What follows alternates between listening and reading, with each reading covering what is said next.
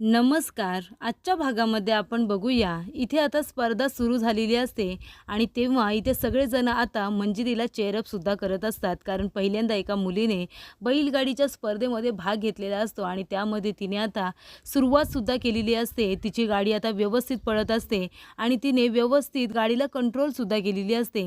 तेव्हा इथे मंजिरी घाबरत असते. पहिल्यांदा ती पैशांसाठी जीवाची बाजी लावून तिने त्या स्पर्धेमध्ये भाग घेतलेला असतो आणि गाडी आता चालत असताना आता मध्येच शेतामध्ये एक खड्डा झालेला असतो आणि त्या खड्ड्यामध्ये गाडीचं चाक हे खचलं जातं आणि ती गाडी आता तिथेच थांबते. आता मंजिरीला इथे गाडी पुढे नेता येत नसते, कारण गाडीचा चाक हा खचल्यामुळे तिला गाडीचा कासरा हा ओढून बैलांना हाकलता येतच नसतं. तेव्हा उमा म्हणत असते, "काय हो, गाडीचा चाक खचला, आता काय करायचं?" तेव्हा शशिकला म्हणत असते की "बरं झालं, आता त्या खड्ड्यातच पड आणि तिथेच थांब. ही काही आता जिंकणार नाही असं शशिकलाला वाटत असतं.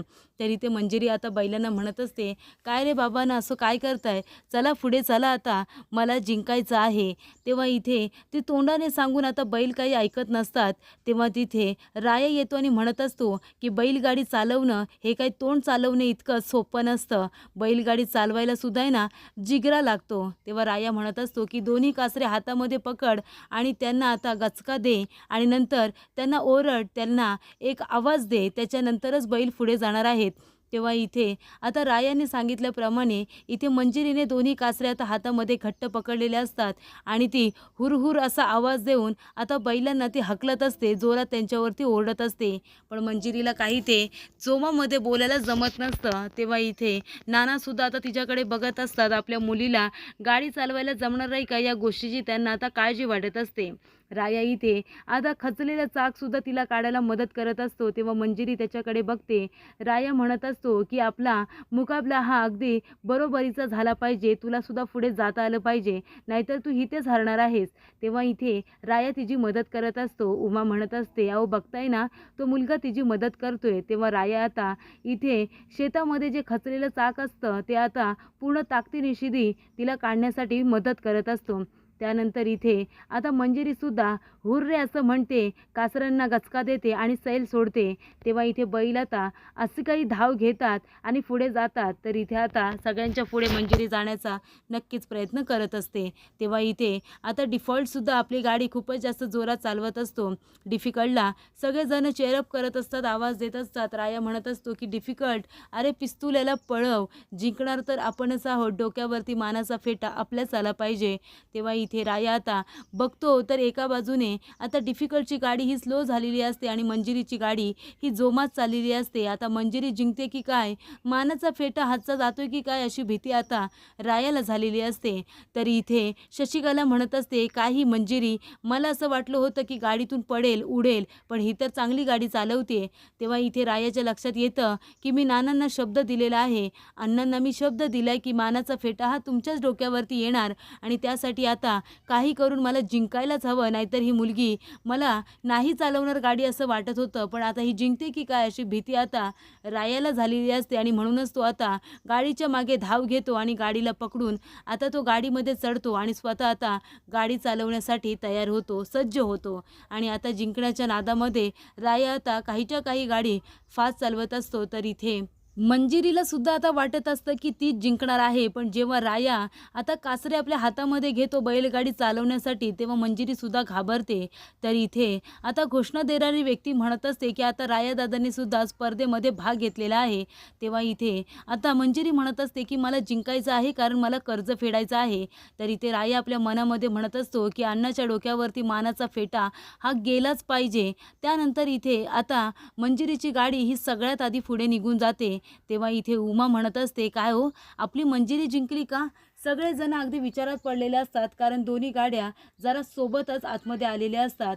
तेव्हा इथे आता घोषणा केली जाते की मंजिरी सरनाईक ही जिंकलेली आहे. तेव्हा तिला खूप जास्त आनंद होतो. ती हात जोडून सगळ्यांना थँक्यू म्हणत असते. तर आता ती जिंकल्यानंतर रायाला मात्र खूप मोठा धक्का बसलेला असतो, कारण आता मानाचा फेटा हातातून निघून गेलेला असतो. आता अण्णांना काय उत्तर द्यायचं असा प्रश्न त्याला पडलेला असतो. तेव्हा मंजिरी बैलांना म्हणत असते की "थँक्यू सो मच, आज तुम्ही माझी लाज राखलीत, तुम्ही मला जिंकवलं, आता तुमच्यामुळे मला माझं कर्ज फेडता येणार आहे. तेव्हा इथे शशिकला म्हणत असते, उगाच जिंकली, कशाला जिंकली काय माहिती. तेव्हा बसलेले परीक्षक म्हणत असतात की मंजिरी, पहिल्यांदा एका मुलीने या स्पर्धेमध्ये भाग घेतला होता आणि ती जिंकलीसुद्धा. अगं आपलं गावच नाही तर अख्खा महाराष्ट्र तुझ्याकडून प्रेरणा घेईल की मुलीसुद्धा आता कुठेच कमी नाही आहेत. अगदी बैलगाडीच्या शर्यतीमध्ये सुद्धा त्या भाग घेऊ शकतात. तेव्हा इथे सगळेजण कौतुक करत असतात. तेव्हा राया म्हणतो, गप्प बसा सगळेजण. तेव्हा शशिकला म्हणत असते की चिडला, राया चिडला. तेव्हा राया येतो आणि म्हणतो, तुम्हाला दिसायचं कमी आहे का? डोळ्यात मोतीबिंदू झालाय का? मी जिंकलोय मी. तेव्हा परीक्षक म्हणत असतात, नाही ही मंजिरी जिंकलेली आहे. तेव्हा राया म्हणत असतो, तुला कळत नाही का? हा राया कधीच हरू शकत नाही. परीक्षक म्हणतात, पण राया हरलाय आणि मंजिरी सरनाईक जिंकलेली आहे. तेव्हा राया म्हणतो, मी जिंकलोय. जिंकलोय, कोण जिंकलं सांगा रे. तेव्हा इथे रायाची आता फलटण म्हणत असते की राया दादा जिंकला. तेव्हा राया म्हणतो, कळलं ना तुला, आता मी जिंकलेलो आहे. जर तू नाही म्हणालास ना तर आत्ताच्या आता बैलाच्या पायाखाली मी तुला देईन. तेव्हा तिथे मंजिरी येते आणि म्हणते की परीक्षकांनी त्यांचं काम अगदी चोख केलेलं आहे, तू त्यांना पायाखाली का देशील? गुंडगिरी तू करतोय, जबरदस्तीने तुला जिंकायचं आहे का? अरे जीवाचं रान मी सुद्धा केलं इथे. तेव्हा नाना म्हणत असतात की मंजिरी राहू दे, त्यांच्या तोंडाला लागू नकोस. तेव्हा उमा म्हणते, का बरं, का ती माघार घेईल? तिने सुद्धा जीवाची बाजी लावलेली आहे. तेव्हा इथे नाना म्हणतात की मंजिरी जाऊ दे ना, चल आपण निघूया. तेव्हा इथे लगेचच राया म्हणत असतो की जा, तुझ्या बापाचं तरी ऐक. तेव्हा मंजिरी म्हणत असते, का का मी जाऊ इथून? मी सुद्धा जिंकले आणि मी माझा मान घेऊनच जाणार. तेव्हा राया म्हणतो, ए पोरी, जास्त बोलायचं काम नाही, कळलं ना? तेव्हा इथे तो आता परीक्षकांना मारहाण करत असतो, दगड फेकून मारत असतो. तेव्हा इथे मंजिरी म्हणत असते की ठीक आहे, तुला जर गुंडगिरी करून माझी जीत जर तुझ्या नावावरती करून घ्यायची असेल ना तर तू करू शकतोस. जा, जिंकलास तू. तसंही माझ्या गाडीचं चाक काढायला तू मदतच केली होतीस ना, मग ते आता उपकार फेडते मी. तुला मी आता जिंकला असं जाहीर करते. जा, जिंकलास तू.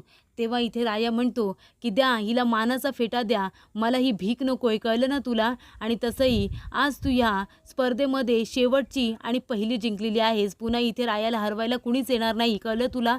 असं राया म्हणतो, तिथून निघून जातो. रायाला खूप मनस्ताप झालेला असतो, कारण आता अण्णांना बोलवलेलं असतं मानाचा फेटा घालण्यासाठी, पण आता तो फेटा त्याला मिळालेला नसतो. तेव्हा रायाला आठवतं की त्याने इथे डिफिकल्टला सांगितलेलं असतं की काही करून जिंकायचं आहे. तेव्हा डिफिकल्ट म्हणतो, राया दादा जाऊ दे, आता झालं ते झालं. तेव्हा राया म्हणतो, काय झालं ते झालं. माझ्यासारख्या मुलाने शब्द दिला होता अण्णांना, आता तो शब्द मी कसा पाळणार आहे? त्यांनी माझ्यासाठी काय नाही केलं. माझ्या कातड्यांचे जोडे जरी अण्णांच्या पायामध्ये मी टाकले ना तरीसुद्धा त्यांचे उपकार फेडू शकत नाही आणि त्यांना मी साधा मानाचा फेटा देऊ शकत नाही आहे. अण्णांना थांबवा, ते इथे येता कामा नये. त्यांचा झालेला अपमान मी सहन करू शकत नाही. तेव्हा इथे आता शशिकला म्हणत असते की हे घ्या पेढे, तुमची लायकी नाही आहे ना पेढे आणून वाटायची, तुमची मुलगी जिंकली आहे ना, घ्या खा, गोड आहेत पेढे, असं शशिकला म्हणते आणि उमाचा आणि तिच्या मुलीचा अपमान करत असते. तेव्हा इथे शमी आता पेढा देते आणि म्हणते, घ्या पेढे घ्या, जिंकलात तुम्ही, 1.25 लाख रुपये मिळाले तुम्हाला, आता तुम्ही तुमचं कर्ज फेडू शकता. नाहीतर सकाळी 20,000 रुपये घेताना मम्मीने काय अवस्था केली होती मंजिरीची, असं आता शमी बोलून जाते. तेव्हा इथे मंजिरी तिला गप्प बसायला सांगते. तर मानाचा फेटा घेण्यासाठी आता अण्णा तिथे आलेले असतात आणि त्यांची गाडी बघितल्यानंतर रायाची फलटण आता खूपच जास्त घाबरते. राया दादा, अण्णांची गाडी आली असं म्हणाल्यानंतर राया पूर्णपणे आता टेन्शनमध्ये येतो. तर पुढील भागामध्ये आपण बघूया. इथे अण्णा म्हणत असतात की राया तू का मागे, अरे पुढे येऊन उभा राहा ना. तेव्हा राया खूपच जास्त आता टेन्शनमध्ये येतो. तेव्हा इकडे आता दादा म्हणत असतात की राया दादा जिंकलेला नाही आहे ह्या वेळेला मंजिरी मुलगी जिंकलेली आहे. तेव्हा इथे आता मंजिरीच्या हातामध्ये राया ट्रॉफी देत असतो. तेव्हा तो म्हणतो की ही ट्रॉफी एक दिवशी तू स्वतः माझ्या हातामध्ये देशील, हा शब्द आहे माझा. तेव्हा मंजिरी म्हणते, त्या दिवसाची मी नक्कीच वाट पाहीन. तर इकडे उमा आता मंजिरीला म्हणत असते की सकाळी तू काकीकडून पैसे कसे आणलेस. तेव्हा इथे मंजिरी खूप घाबरते.